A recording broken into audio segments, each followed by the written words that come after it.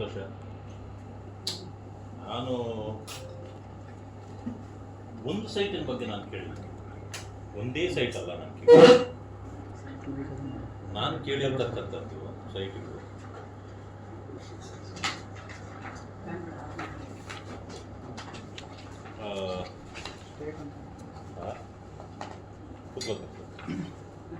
ನಾನು ಕೇಳಿದ್ದು 193 ಸೈಟ್ಗಳು.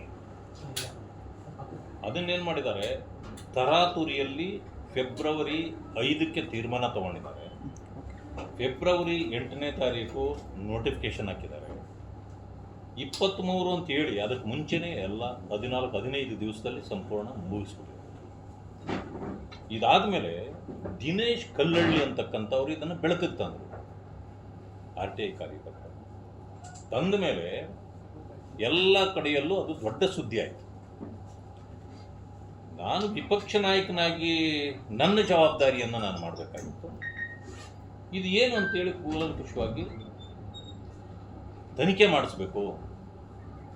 ಇದರಲ್ಲಿ ಮಂತ್ರಿಯೊಬ್ಬರ ಹೆಸರು ಕೂಡ ಬಂದಿದೆ ಅಂತೇಳಿ ನಾನು ಹೇಳಿದ್ನೀಗ ಹೇಳಿ ಕಂಪ್ಲೇಂಟ್ ಕೊಟ್ಟೆ. ಇದೆಲ್ಲವೂ ಕೂಡ ಮಾನ್ಯ MB ಪಾಟೀಲ್ ಅವರು ಸುಮಾರು 5-6 ಸೈಟ್ಗಳನ್ನು ಒಂದೇ ವಿಳಾಸದಲ್ಲಿ ಅವರ ಊರದೇ ಸೋಲಾಪುರ ರಸ್ತೆ KHB ಕಾಲೋನಿ ಹೆಸರುಗಳು ಮಾತ್ರ ಬೇರೆ ಬೇರೆ, ಆ ವಿಳಾಸ ಮಾತ್ರ ಒಂದೇ ತಗೊಂಡಿದ್ದಾರೆ, ಅವರೇ ತಗೊಂಡಿದ್ದಾರೆ. ಮತ್ತೆ ಒಂದೇ ಕುಟುಂಬದ ಒಂದು ಟ್ರಸ್ಟಿಗೆ, ಮಂತ್ರಿ ಇರತಕ್ಕಂಥ ಟ್ರಸ್ಟಿಗೆ ಒಂದು ಸೈಟನ್ನು 5 ಎಕರೆನ ಅದು ಬೆಲೆ ಬಾಳುವ ಏರಿಯಾದಲ್ಲಿ ಏರೋಸ್ಪೇಸಲ್ಲಿ ಕೊಟ್ಟಿದ್ದಾರೆ. ಇದು ಎಲ್ಲ ಕಡೆಯಲ್ಲೂ ಪ್ರತಿಧ್ವನಿಸ್ತಾ ಇದೆ. ಅದರ ಜೊತೆಗೆ ಪಾಟೀಲ್ ಅವರ MB ಪಾಟೀಲ್ ಅವರ ಮಗ ಅಂತ ಅನುಮಾನ ಡೆಫರ್ಗಿಲ್ ಅಪಾರ್ಟ್ಮೆಂಟ್ MSR ಅಪಾರ್ಟ್ಮೆಂಟ್ ನಂಬರ್ 302, ಇದರಲ್ಲಿ 2 ಸೈಟು ಒಂದೇ ವಿಳಾಸ, ಇಬ್ಬರ ಹೆಸರು 2 ಸೈಟು, ಎಲ್ಲೂ MSR ಪಾಟೀಲ್ ಅಂತ ತಗೊಂಡಿದ್ದಾರೆ. ಈ ಎಲ್ಲ ಸೈಟ್ಗಳು ಕೂಡ ಇಲ್ಲಿ ಬೆಲೆ ಬಾಳುವ ಸಣ್ಣ ಸಣ್ಣ ಸಣ್ಣ ಸೈಟ್ಗಳು ಬೇರೆ ಬೇರೆಯವ್ರಿಗೆ ಕೊಟ್ಟಿದ್ದಾರೆ, ಹೊರಗಡೆ ಎಲ್ಲ. ಆದರೆ ಬೆಂಗಳೂರಿನಲ್ಲಿ ಇವ್ರು ಕೊಟ್ಟಿದ್ದಾರೆ. ಹೈದ್ರಾಬಾದ್ನವ್ರಿಗೆ ಇಲ್ಲಿ CA ಸೈಟ್ ಕೊಡ್ತಾರೆ. ನೀವು ಇಂಡಸ್ಟ್ರಿಯಲ್ ಸೈಟ್ ಕೊಟ್ಟರೆ ಯಾರೂ ನಿಮ್ಮನ್ನು ಪ್ರಶ್ನೆ ಮಾಡೋದಿಲ್ಲ. ಯಾಕಂದರೆ ಯಾರು ಬೇಕಾದರೂ ಬಂದು ಇಂಡಸ್ಟ್ರಿ ಮಾಡ್ಬೋದು, ಸ್ಥಳೀಯ ಜನರಿಗೆ ಕೆಲಸ ಕೊಡ್ಬೋದು. ಇಂಥವೆಲ್ಲಕ್ಕೂ ನೀವು ಉತ್ತೇಜನ ಕೊಡಬೇಕು. ಸಿಲ್ಕೆ ಅದನ್ನು ಮಾಡಿರೋದೇನಂತಂದರೆ ಹೈದ್ರಾಬಾದ್ನವರಿಗೆ 10 ಎಕರೆ ಜಾಗನ ಬೆಂಗಳೂರಿನಲ್ಲಿ ಕೊಟ್ಟು CA ಸೈಟ್ ಏನು ಕೊಡ್ತೀರ ಅವರಿಗೆ, ಇಲ್ಲಿನ ಜನರಿಗೆ ಕೊಡಬೇಕು. 71 ಜನ ದಲಿತ ಸಮುದಾಯಕ್ಕೆ ಸೇರಿರ್ತಕ್ಕಂಥ ಈ ಫಲಾನುಭವಿಗಳು ಆಗಬೇಕಾಗಿರ್ತಕ್ಕಂಥ ಇದನ್ನು ತಗೊಳ್ಬೇಕಾಗಿರೋದು ಸೈಟ್ಗಳು 4-5 ವರ್ಷಗಳಿಂದ ಹಣ ಕಟ್ಟಿ ಕಾಯ್ತಾ ಇದ್ದಾರೆ. ಅವರಿಗೆ ಇನ್ನೂ 800 ಎಕರೆ ನೀವು ಬ್ಯಾಕ್ಲಾಗ್ ಇದೆ, ಕೊಡ್ತಾ ಇಲ್ಲ. ಕೇಳಿದ್ರು ಇಲ್ಲ. 5-6 ವರ್ಷದಿಂದಲೂ ನೀವು ಕೊಡದೇ ಇರತಕ್ಕಂಥವರು ಈ 337 ಎಕರೆ ಸೈಟ್ಗಳಾಗಿ ನೋಡಿ. ಸೈಟ್ಗಳು ಯಾವಾಗಲೂ CA ಸೈಟ್ಗಳು ಹೇಗಿರುತ್ತೆ ಗೊತ್ತಾ, ಅರ್ಧ ಎಕರೆ, 3/4 ಎಕರೆ, 1 ಎಕರೆ ಆ ಥರ ಸೈಟ್ಗಳು ಇರ್ತವೆ CA ಸೈಟ್ಗಳು ಎಲ್ಲದರಲ್ಲೂ ಕೂಡ. ಬಟ್ ಇಲ್ಲೇನಾಗಿರೋದು 5 ಎಕರೆ 10 ಎಕರೆ CA ಸೈಟ್ಗಳು. ಅಂದರೆ ಇದು ಇನ್ನೊಂದು ಆಯಾಮದಲ್ಲಿ ನೀವು ಕೆಲವರನ್ನು ತೃಪ್ತಿಪಡಿಸ್ತಕ್ಕಂಥ, ನಿಮ್ಮ ಜೋಬ್ ತುಂಬತಕ್ಕಂಥ ಕೆಲಸವನ್ನು ಮಾಡ್ಕೊಂಡಿದ್ದೀರಿ ಅಂತ ಜನ ಮಾತಾಡಲಿಕ್ಕೆ ಪ್ರಾರಂಭ ಮಾಡಿದ್ದಾರೆ. ಇದು ನಮ್ಮ ಗಮನಕ್ಕೆ ಬಂದ ಮೇಲೂ ನಾವು ಸುಮ್ಮನೆ ಕೊಡ್ತಿರ್ಬೇಕಾ? ಆ ಕಾರಣದಿಂದ ಘನತೆವೆತ್ತದ ರಾಜ್ಯಪಾಲರನ್ನ ಭೇಟಿ ಮಾಡಿ ಇದನ್ನು ಇನ್ವೆಸ್ಟಿಗೇಟ್ ಮಾಡಿ ಅಂತ ಕೇಳಿದೆ. ಇದರಲ್ಲಿ ಒಬ್ಬರ ವಿಷಯ ಅಂತ ನಾನು ಯಾರನ್ನು ನಾನು ಹೇಳಿಲ್ಲ. ಇಲ್ಲಿ ಯಾವುದೇ ಕಾರಣದಲ್ಲಿ ನಾನು ಹೇಳದೇ ಇದ್ರೂ ಕೂಡ ಮಂತ್ರಿಗಳು ಕುಪಿತರಾಗಿಬಿಟ್ರು. ಅವರೇನು ಸೈಟ್ ತಗೊಂಡಿಲ್ವಾ, ಶೆಡ್ ಕಟ್ಟಿಬಿಟ್ಟಿದ್ದಾರೆ, ಶೆಡ್ ನಾರಾಯಣ ಸ್ವಾಮಿ ಅಂದರು. ಅರೆ ನಾನು ತಗೊಂಡಿರೋದೇ ಅದು ಕಟ್ಟಕ್ಕೇನೆ ಅಲ್ವಾ. ವೇರ್ ಹೌಸ್ ಅಂದರೆ ಏನು, ನೀವು ಅದನ್ನು ಬೇರೆ ರೂಪ ಕೊಟ್ಟು ಹೇಳಿದ್ರಿ. What is warehouse? Warehouse ಅಂದರೆ ಅದು ಶೆಡ್ಡೇ. ನಾನು ತಡ ಆಗಿರ್ಬೋದು, ತಡ ಆಗಲಿಕ್ಕೆ ಕಾರಣಗಳು ಬಹಳವೆ. 4 ವರ್ಷ ಕೋರ್ಟ್ನಲ್ಲಿ ಹೋರಾಟ ಮಾಡಿದ್ದೀನಿ ಅದನ್ನು ಪಡ್ಕೊಳ್ಳೋಕ್ಕೆ. ಇದೇ ಕಾಂಗ್ರೆಸ್ ಸರ್ಕಾರ ನನಗೆ ಕೊಟ್ಟಿದ್ದ ಆ ಸೈಟನ್ನು ವಿತ್ಡ್ರಾ ಮಾಡಿಬಿಟ್ರು, ಕ್ಯಾನ್ಸಲ್ ಮಾಡಿಬಿಟ್ರು. ನಾನು ಕಾಂಗ್ರೆಸ್ ಜನರ ಸಗಳ್ರಿ. ಕಾರಣ ಏನು ನೀವು ಮಾಡಿದ್ದಕ್ಕೆ? ಆಗಲೇ ಶೆಡ್ ಇತ್ತು ಅಲ್ಲಿ. ಅದಾದ ಮೇಲೆ ಕೋರ್ಟ್ಗೆ ಹೋಗಿ ನಾನು 4 ವರ್ಷ ಹೋರಾಟ ಮಾಡಿ ಅದನ್ನು ಮತ್ತೆ ವಾಪಸ್ ಪಡೆದು ಈಗ ತಿರುಗಿ 100/100 ಶೆಡ್ ಕಟ್ಟಿದ್ದೇನೆ, ತಿರುಗಿ ವೇರ್ ಹೌಸ್ ಕಟ್ಟಿದ್ದೀನಿ. ಅದು ಅವ್ರು ಹೇಳಿಲ್ಲ. ಹಳೇದು ಒಂದು ಪತ್ರ ಹಿಡ್ಕೊಂಡು ಅದನ್ನು ಓದ್ಬಿಟ್ರು, ಯಾರೋ ಆಫೀಸರ್ಗಳು ಕೊಟ್ಟಿದ್ದು. ಬಟ್ ಅದನ್ನು ಪೂರ್ಣಗೊಳಿಸಿದ್ದೇನೆ. ಆಮೇಲೆ ಶೆಡ್ ಮಾತ್ರ ಲೆಕ್ಕ ಅಲ್ಲ, ರಸ್ತೆ, ಲ್ಯಾಬರೇಟರಿಗಳು ಕಟ್ಟಿರೋದು, ಪಾರ್ಕಿಂಗ್ ಪ್ಲೇಸು, ಆಮೇಲೆ ವಾಟರ್ ಟ್ಯಾಂಕು, ಸೆಕ್ಯೂರಿಟಿ ರೂಮುಗಳು ಮತ್ತು ಗಾರ್ಡನ್ನು, ಇವೆಲ್ಲವೂ ಕೂಡ ಬಳಕೆ ಇವು 50% ಬಳಕೆ ಮಾಡಬೇಕು ಜಾಗವನ್ನು ಅಂತ ಇರೋದು. ಶೆಡ್ ಮಾತ್ರ 50% ಕಟ್ಟಬೇಕಂತ ಎಲ್ಲಿ ತೋರಿಸ್ತಾರೆ? ಎಲ್ಲಾದರೂ ರೂಲ್ ಇದೆಯಾ ತೋರ್ಸೋಕೆ ಹೇಳಿ ಅವ್ರಿಗೆ. ಆಮೇಲೆ ಅದನ್ನು ಸಿ ಎಸ್ ಐಟ್ ಅಲ್ಲ, ಕಾಮನ್ ಇದರಲ್ಲಿ ನಾನು ತಗೊಂಡಿರೋಂಥದ್ದು. KDB ಇರೋದೇನೆ ಜನರಿಗೆ ಈ ರೀತಿ ನಿವೇಶನಗಳನ್ನು ಹಂಚಲಿಕ್ಕೇನೆ. ಅವರೇನು ಅವ್ರ ಫ್ಯಾಕ್ಟ್ರಿ ಕಟ್ಟಕ್ಕಲ್ಲ, ಬೇರೆಯವ್ರಿಗೆ ಕಟ್ಟಕ್ಕೆ.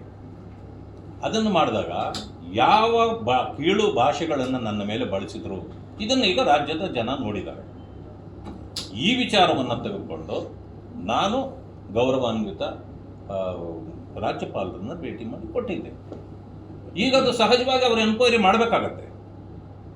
ಆಮೇಲೆ ನಾನು ಪದೇ ನಾನು ದಲಿತ ಅಂತ ಹೇಳಲ್ಲ. ಯಾಕಂದರೆ ನಾನು ಸರ್ವರಿಗೂ ನ್ಯಾಯ ಕೊಡಬೇಕು, ಸರ್ವನೂ ನನ್ನನ್ನು ನಂಬಬೇಕು, ನಾನು ಸರ್ವರ ಕೆಲಸವನ್ನು ಮಾಡಬೇಕು, ಅವ್ರ ಜೊತೆಯಲ್ಲಿ ಇರಬೇಕು. ಅದರಿಂದಾಗಿ ಜಾತಿ ರಕ್ಷಣೆ ಪಡೆಯಲಿಕ್ಕೆ ನಾನು ಸಿದ್ಧ ಇಲ್ಲ. ನಿಂದನೆ ಬಹಳ ಮಾಡಿದ್ರು, ಆದರೆ ಜಾತಿ ನಿಂದನೆ ಮಾಡಿದ್ರು ಅಂತ ನಾನು ಯಾರನ್ನೂ ಹೇಳಲಿಲ್ಲ. ನನ್ನ ಸ್ಥಾನವನ್ನ ನಿಂದನೆ ಮಾಡಿದ್ದೀರಿ ಅಂತ ಹೇಳ್ತೀನಿ, ಈಗಲೂ ಹೇಳ್ತೀನಿ. ನನ್ನ ಜಾತಿ ನಿಂದನೆ ಮಾಡಿದ್ದೀರಿ ಅಂತ ನೀವು ನಿಂದನೆ ಮಾಡಿದ್ರು ನಾನು ಹೇಳಲ್ಲ. ಅದಕ್ಕೆ ನನ್ನ ಜನ ತೀರ್ಮಾನ ತಗೊಳ್ತಾರೆ. ಅದಕ್ಕೆ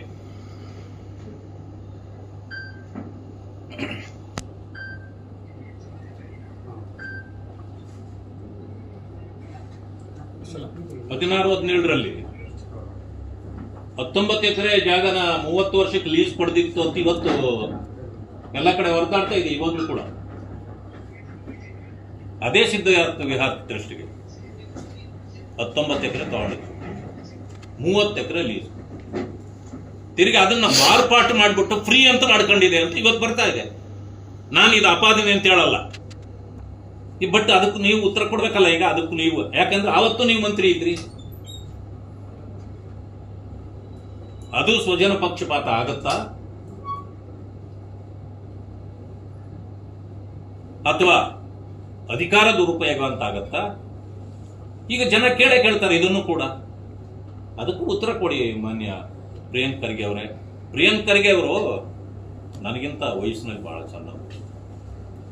ಬಹುಶಃ ನಾನು ರಾಜಕೀಯಕ್ಕೆ ಎಂಟ್ರಿ ಆದಾಗ ಹುಟ್ಟಿದವರು. ಆದ್ರೆ ನಾನು ಅವ್ರನ್ನೇನಂತ ಕರಿತೀನಿ ಗೊತ್ತಾ? ಗೌರವದಿಂದ ಅವ್ರನ್ನೇ ಕೇಳಿಬೇಕಾದ್ರೆ. ಯಾವತ್ತೂ ಪ್ರಿಯಾಂಕ್ ಅಂತ ಕರೆದೇ ಇಲ್ಲ ನಾನು. ಸಣ್ಣ ವಯಸ್ಸಿನವರಾದ್ರೂ ಅಣ್ಣ ಅಂದಿದ್ದೀನಿ. ಅವರು ನನ್ನನ್ನು ಅಣ್ಣ ಅಂತೆ ಮಾತಾಡಿಸೋದು. ಅವರಷ್ಟು ಕಿರಿಯರಾದ್ರೂ ನಾನು ಅವ್ರನ್ನ ಅಣ್ಣ ಅಂತೆ ಮಾತಾಡಿಸ್ತಿದ್ದು. ಅಷ್ಟು ಗೌರವ ಕೊಡುವಂತ ನಾವು ಅಲ್ವಾ? ಅರೆ, ಯಾವುದೋ ಒಂದು ವಿಷಯ ಎತ್ತಿದ ತಕ್ಷಣನೇ ನಾನು ಅಷ್ಟು ಕೆಟ್ಟದವನ್ನ ಕಂಡುಬಿಟ್ನ ನಿಮಗೆ? ಇವೆಲ್ಲ ಆ ರೀತಿ ಜಾತಿ ರಕ್ಷಣೆ ತಗೊಳಕ್ ಹೋಗೋದು ಬೇಡ. ನಾವೆಲ್ಲ ಜಾತಿಯಿಂದ ಹೊರಗಡೆ ಬಂದು ಇವೆಲ್ಲನೂ ನಾವು ಯೋಚನೆ ಮಾಡಬೇಕಾಗಿರೋದು. ಸರ್, ಮುಂದೆ ಹೋರಾಟ ಹೇಗೆ ಸರ್? ಈಗ ಇನ್ನೆಲ್ಲ ಹೇಳಿದ್ರಿ ನೀವು, ಇದ್ರ ವಿರುದ್ಧ ಕ್ರಮ ಆಗೋದಕ್ಕೆ ನಿಮ್ಮ ಹೋರಾಟ ಏನಿರುತ್ತೆ?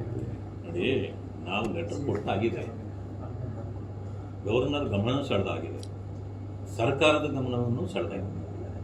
ತೀರ್ಮಾನಗಳು ಅವ್ರು ತಗೊಳ್ಬೇಕು. ಅದಕ್ಕೆ ಕಾದು ನೋಡ್ಬೇಕು ನಾವು. ಯಾಕೆ ಒಂದೇ ದಿವಸದಲ್ಲಿ ತಗೊಳ್ಳಿಲ್ಲ? ನೀವ್ಯಾಕೆ ಖರ್ಗೆ ಇವ್ರನ್ನ ಒಬ್ಬರನ್ನೇ ಕೊಟ್ಬಿಟ್ರಿ, ಸಿದ್ದರಾಮಯ್ಯನವ್ರನ್ನ ಇನ್ನೆಲ್ಲ ಯಾಕೆ ಕೊಳ್ಳಿಲ್ಲ ಅಂತ ಕೇಳೋದಿದೆಯಲ್ಲ, ಆ ಥರ ನಾವು ಮಾಡೋದಿಲ್ಲ. ಅದಕ್ಕೆ ಟೈಮ್ ಬಾಂಡ್ ಇರುತ್ತೆ, ಟೈಮ್ ಲಿಮಿಟೇಷನ್ಸ್ ಇರುತ್ತೆ, ಅದನ್ನು ಕೊಡಬೇಕು. ಏನು ಕ್ರಮ ಜರುಗಿಸ್ತಾರೋ ನೋಡ್ಕೊಂಡು ಆಮೇಲೆ ಮಾತಾಡಬೇಕು.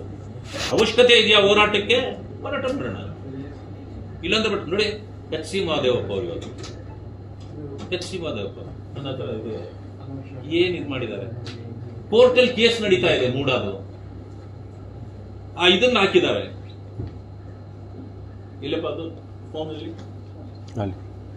ಫೋನ್ ಕೊಟ್ಟು ಆ ಮೂಡಾದು ಕೇಸ್ ಬಂದಿದೆ. ಏನ್ ಟ್ವೀಟ್ ಮಾಡಿದ್ದಾರೆ ನೋಡಿ. ಇದೆಲ್ಲನೂ ನಾವು ಹೆಂಗೆ ಇದನ್ನ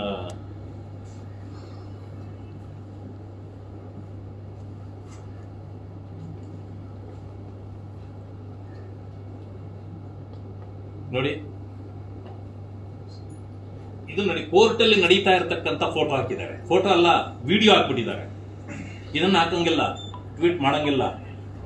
ನೋಡಿ, ಕೋರ್ಟಲ್ಲಿ ವಾದ ವಿವಾದಗಳು ನಡೀತಾ ಇರತಕ್ಕಂಥದ್ದನ್ನೇ ಹಾಕಿದ್ದಾರೆ. ಇಲ್ಲಿ ನೋಡಿ, ಮಾಡಿಬಿಟ್ಟು ಏನಂತ ಹೇಳಿದ್ದಾರೆ, ರಾಜಕೀಯ ಪ್ರೇರಿತವಾದ ಆರೋಪಗಳನ್ನು ಸಾಧಿಸಲು ಹೊರಡುವಾಗ ಅದರಲ್ಲಿ ಇನ್ಯಾವ ಇರಲು ಸಾಧ್ಯ ಇದೆ. ಏನು ಉರುಳಿರಲು ಸಾಧ್ಯ ಅಂತ? ರಾಜಕೀಯ ಅಸಹನೆಗೆ ಕೊನೆ ಇಲ್ಲ. ಆದ್ದರಿಂದ ಈ ಬಗ್ಗೆ ತಲೆ ಕೆಡಿಸಿಕೊಳ್ಳುವ ಪ್ರಶ್ನೆ ಇಲ್ಲ. ಕೋರ್ಟು ಜಡ್ಜಿದ ಫೋಟೋ ಹಾಕಿ ನೀವು ಈ ರೀತಿ ಮಾಡ್ತೀರಿ ಅಂತಂತಂದ್ರೆ ನೀವು ಅಧಿಕಾರದಲ್ಲಿ ಇರ್ಲಿಕ್ಕೆ ಯೋಗ್ಯರಿದ್ದೀರಾ? ಅಧಿಕಾರದಲ್ಲಿ ಇರ್ಲಿಕ್ಕೆ ಯೋಗ್ಯರಿದ್ದೀರಿ ನೀವು? ಪದೇ ಪದೇ ನಾವು ಪರಿಶಿಷ್ಟ ಜಾತಿ ಅಂತಿರಲ್ಲ, ಇಂಥದ್ದನ್ನ ಈ ಸಣ್ಣತನಗಳನ್ನು ಮಾಡಿ ಕೋರ್ಟ್ಗೆ ಅಪಮಾನ ಮಾಡಿ ನಾವೇನಾದ್ರೂ ಇಂಥ ಸಮುದಾಯದವ್ರು ಅಂದ್ಬಿಟ್ರೆ ಕಾನೂನು ಬಿಟ್ಬಿಡ್ತೈತೆ ನಮ್ಮನ್ನ. ಇವೆಲ್ಲ ಮಾಡ್ಬೇಕಾ? ಓಲೈಕೆಗೆ ಮಿತಿ ಬೇಡವಾ?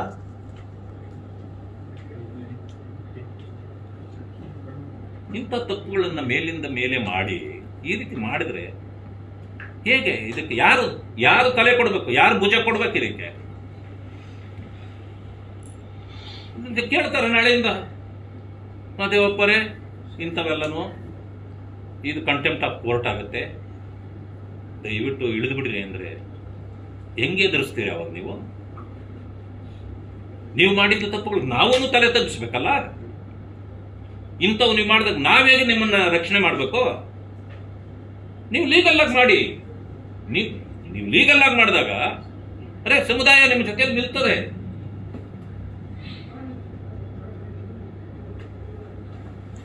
ಇನ್ನೊಂದು ಮಾತಾಡಿದ್ದಾರೆ ಸರ್, ಮಿಗ್ರೇಷನ್ ಲ್ಯಾಂಡಿಂಗ್ ಸೇರಿದಂತೆ ನನ್ನ ತಂಟೆಗೆ ಬಂದವ್ರನ್ನ ಯಾವುದೇ ಕಾರಣಕ್ಕೂ ಬಿಡಲ್ಲ, ಮುಂದೆನೂ ಬಿಡಲ್ಲ ಅಂತ ಮಾತಾಡಿದ್ದಾರೆ. ನೋಡಿ ಸರ್,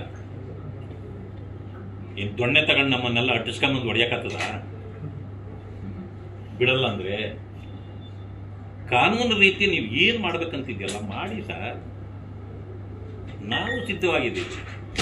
ನಾವು ಹೆಂಗೆ ಹೇಳಲ್ಲ, ನಮ್ಮ ಸುದ್ದಿಗೆ ಬಂದವ್ರನ್ನ ನಾವು ಸುಮ್ಮನೆ ಬಿಡಲ್ಲ. ನಾನು ಹೇಳಲ್ಲ ನೋಡಿ, ನೀವು ತಪ್ಪು ಮಾಡಿದಾಗ ಕಾನೂನು ನಿಮ್ಮನ್ನ ಹಿಂದೆಯಿಂದ ನೋಡ್ತಾ ಇರುತ್ತೆ. ಇದು ಕಾನೂನು ಹೆಂಗಿರ್ತದ ಅಂತಂದ್ರೆ ತಪ್ಪು ಮಾಡಿದಾಗ ಮೀನಿಗೆ ಪಟ್ ಅಂತ ಗಾಳ ಹಾಕ್ತಾರಲ್ಲ, ಹಂಗಾಗಿ ಹೇಳ್ಕೊತದೆ. ನಾವು ತಪ್ಪು ಮಾಡಿದ್ರು ಅದನ್ನೇ ಮಾಡುತ್ತೆ, ನೀವು ತಪ್ಪು ಮಾಡಿದ್ರು ಅದನ್ನೇ ಮಾಡುತ್ತೆ. ಬಟ್